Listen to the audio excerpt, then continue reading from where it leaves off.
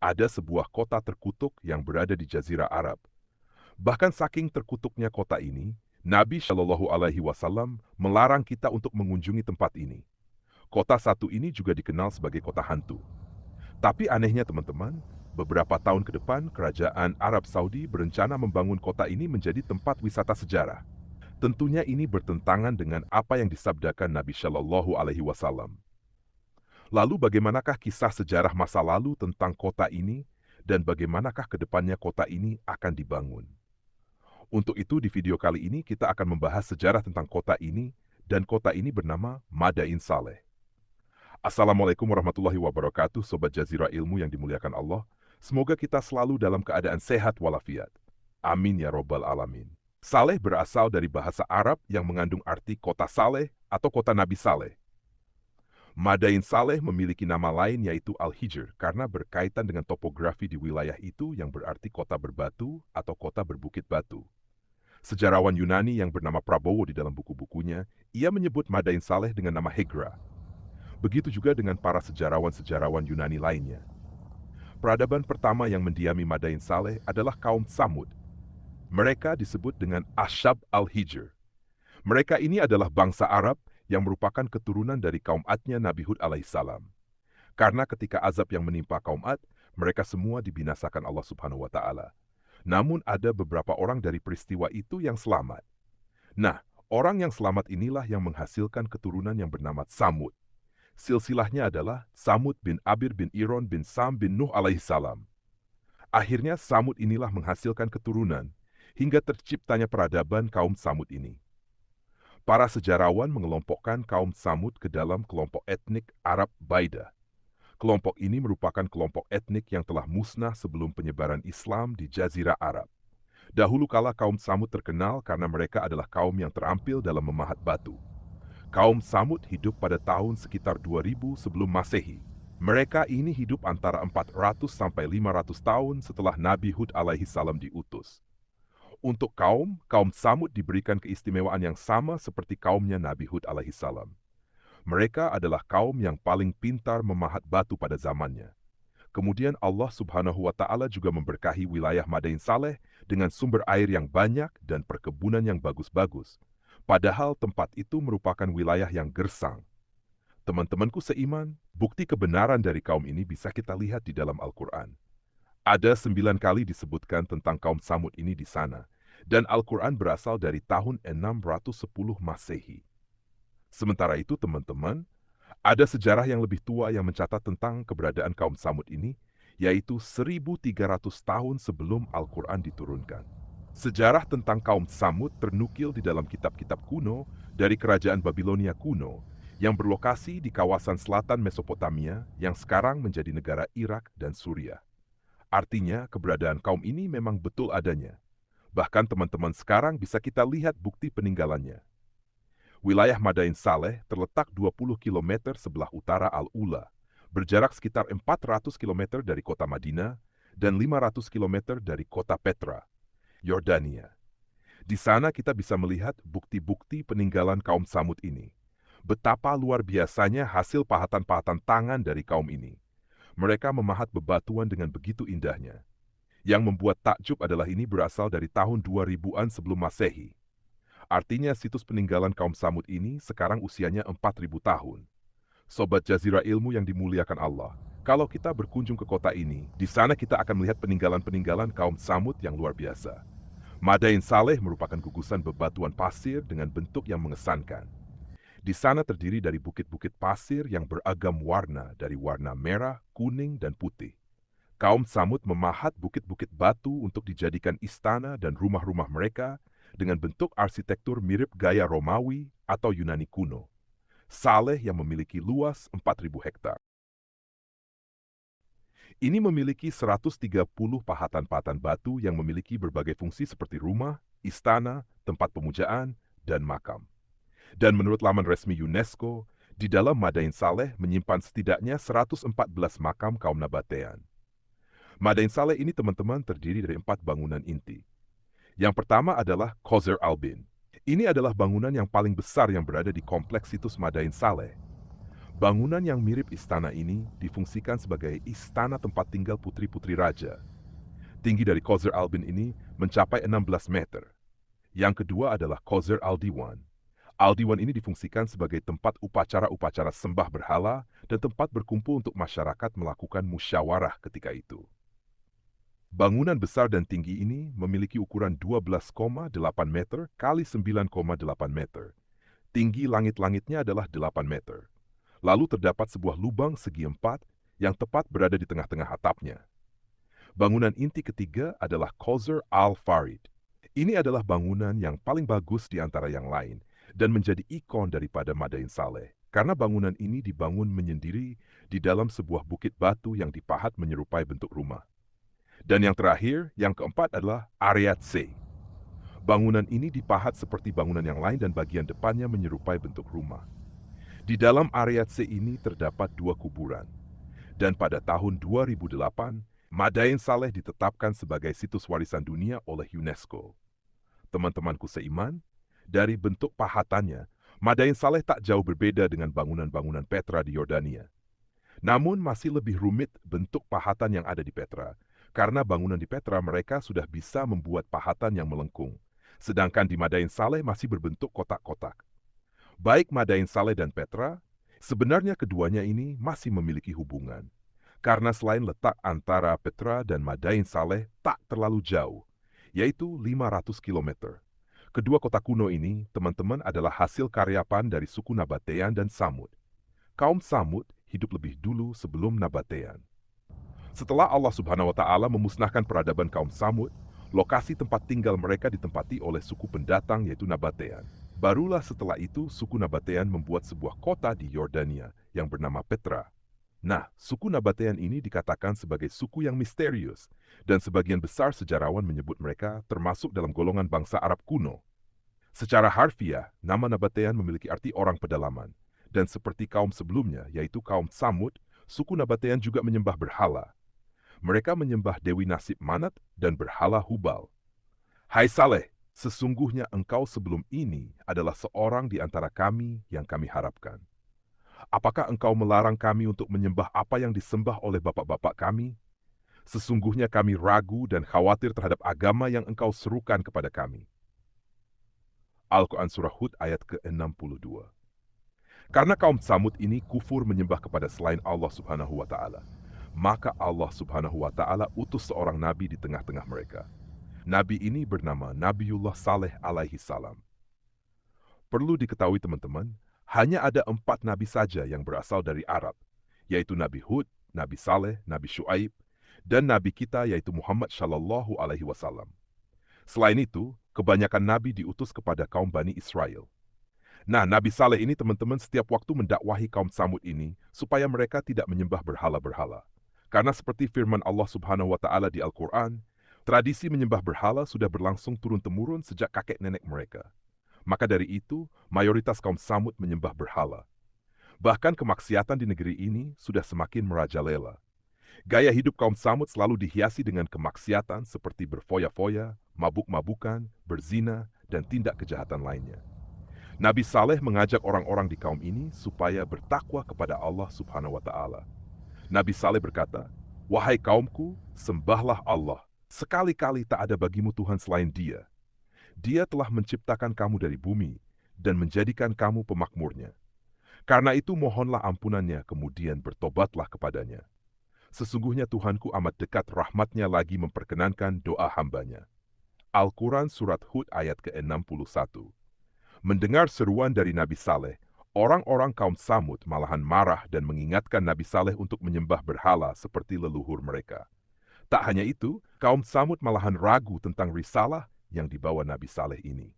Singkat cerita, akhirnya ada sebagian kecil saja yang ikut risalah Nabi Saleh.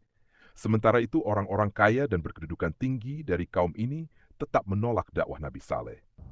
Malahan mereka menganggap ucapan Nabi Saleh hanyalah omong kosong belaka.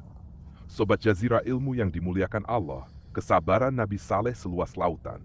Walaupun dianggap omong kosong oleh kaumnya, ia tidak serta-merta mendoakan supaya didatangkan azab karena kesombongan kaum Samud yang tidak mau menyembah Allah Subhanahu wa Ta'ala, sebelum ada bukti atau mukjizat ada dari Nabi Saleh alaihi salam.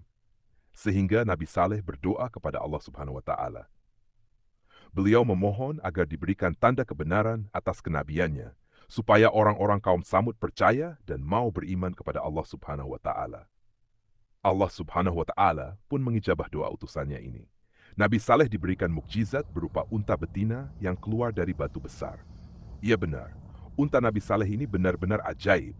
Tidak dilahirkan sebagaimana unta-unta pada umumnya. Unta ini langsung Allah Subhanahu wa taala yang kasih supaya kaum Samud tidak mendustakan nabinya. Wahai kaumku, inilah unta betina dari Allah sebagai mukjizat yang menunjukkan kebenaran untukmu. Sebab itu, biarkanlah dia makan di bumi Allah, dan janganlah engkau mengganggunya dengan gangguan apapun yang akan menyebabkan kamu ditimpa azab yang dekat. Al-Quran Surat Hud ayat ke-64. Setelah ditampakkan mukjizat, Nabi Saleh mengadakan perjanjian kepada kaumnya, bahwa unta ini adalah milik Allah Subhanahu wa taala yang dihadirkan sebagai bukti kenabiannya. Maka dari itu, kaumnya dilarang mengganggunya, apalagi sampai membunuhnya. Apabila itu semua dilanggar, maka Allah akan mengazab mereka semua dengan azab yang sangat besar. Tapi bodohnya teman-teman, kaum Samud tidak mempedulikan peringatan dari nabinya, dan bahkan tak menghiraukan ancaman azab dari Allah Subhanahu wa taala. Singkat cerita, pada tengah malam ada 9 orang laki-laki mendatangi tempat unta tersebut. Mereka ini telah mempersiapkan pedang dan tombak untuk menghabisi nyawa unta Nabi Saleh. Maka dibunuhlah unta tersebut oleh orang-orang bodoh ini. Dan di kota itu ada 9 orang laki-laki yang membuat kerusakan di bumi, dan mereka tidak berbuat kebaikan. Al-Quran Surat An-Naml ayat ke-48. Maka mereka memanggil kawannya, lalu mereka menangkap unta itu dan membunuhnya. Al-Quran Surat Al-Qamar ayat ke-29. Teman-temanku seiman, setelah mengetahui untanya dibunuh, Nabi Saleh keluar rumah dalam keadaan marah untuk menemui kaumnya. Nabi Saleh berkata, "Bukankah aku telah mengingatkan agar kalian jangan mengganggu unta itu?" Bukannya merasa bersalah dan minta maaf, malahan orang-orang kufur dari kaum Samud ini menantang Nabi Saleh supaya diturunkan azab kepada mereka. Ini sudah diturutin, minta ditunjukin mukjizat. Setelah ditunjukin, malahan untanya dibunuh. Terus ini mau minta bukti lagi kalau Saleh ini adalah utusan Allah Subhanahu wa taala.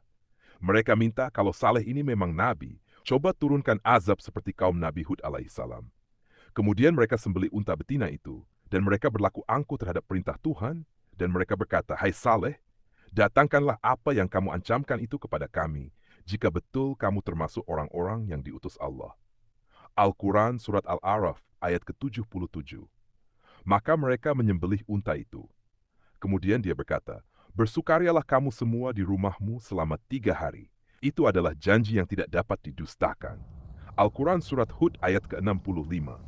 Setelah itu, Nabi Saleh dan kaumnya yang beriman meninggalkan Madain Saleh dan hijrah ke suatu tempat, karena mereka tahu bahwasanya Allah Subhanahu wa taala akan membinasakan mereka. Singkat cerita, 3 hari kemudian, setelah peristiwa pembunuhan unta Nabi Saleh, Allah Subhanahu wa taala betul-betul turunkan azab kepada kaum yang mendurhakai utusannya itu. Tiba-tiba terdengar suara teriakan yang sangat kencang dari atas langit. Teriakan ini membuat langit menjadi terbelah, dan sebab dari teriakan itu, gunung-gunung menjadi hancur. Kemudian terjadi gempa bumi yang maha dahsyat di kota itu, sehingga mengakibatkan seluruh orang dari kaum Samud ini mati karena azab Allah Subhanahu wa taala telah sampai kepada mereka hingga tak ada yang tersisa dari kaum Samud kecuali Allah Subhanahu wa taala binasakan. Setelah peradaban kaum Samud dan Nabatean, sisa-sisa bangunan dari Madain Saleh dipakai menjadi tempat tinggal oleh warga-warga yang tinggal di area tak jauh dari situ. Pada abad ke-13, kompleks ini menjadi padat akan penduduk karena digunakan sebagai jalur perdagangan rempah-rempah. Pada tahun 1346, pengelana masyhur yang bernama Ibnu Battuta sempat melintasi daerah tersebut. Dan ketika itu Ibnu Battuta yang tengah bersama rombongan karnaval yang sedang kehausan, entah mengapa enggan berhenti di tempat itu untuk mencari air. Entah terkenal akan terkutuknya kota ini, atau mereka teringat akan sabda Nabi Shallallahu Alaihi Wasallam untuk tidak berkunjung ke sana. Lalu tak lama sejak Madain Saleh ditempati kembali, orang-orang yang mendiami tempat itu terakhir berangsur-angsur pergi dari sana. Akhirnya Madain Saleh menjadi seperti dulu lagi. Yang membuat kota ini disebut sebagai kota hantu adalah kota ini benar-benar sepi, tak ada siapapun di sana. Berbeda dengan Petra di Yordania, setiap hari Petra ramai dengan turis yang mengunjungi tempat itu. Syekh Umar Sulaiman Al-Asr meriwayatkan di dalam bukunya Kisah-Kisah Syahih dalam Al-Quran dan Sunnah, saat Rasulullah bersama para sahabatnya tengah melakukan perjalanan menuju Perang Tabuk. Di dalam perjalanannya, mereka melalui tempat Madain Saleh, dan mereka pun singgah di salah satu perkampungan tersebut untuk beristirahat. Kemudian para sahabat mengambil air di sumur-sumur di mana kaum Samud dahulunya mengambil air. Namun ketika air tadi telah menjadi adonan ruh dan bejana air telah disiapkan di atas api, Nabi Shallallahu Alaihi Wasallam malah memerintahkan agar bejananya ditumpahkan saja dan menyuruh adonan roti tadi diberikan kepada unta saja. Nabi Shallallahu Alaihi Wasallam bersabda, "Aku khawatir kalian akan tertimpa oleh apa yang menimpa mereka." Syekh Umar Sulaiman Al-Asr mengingatkan, apabila manusia sedang berada di suatu tempat, di mana tempat tersebut pernah terjadi suatu peristiwa besar, baik pada masa itu ataupun pada masa sebelumnya, maka perhatian mereka tertuju pada peristiwa tersebut. Apabila dia seorang dai, maka dia bisa memanfaatkan peluang untuk mengingatkan kepada manusia dengan apa yang menimpa kepada orang-orang terdahulu, memperingatkan kepada manusia untuk tidak melakukan apa yang mereka dahulu lakukan dan tidak berjalan di atas jalan mereka.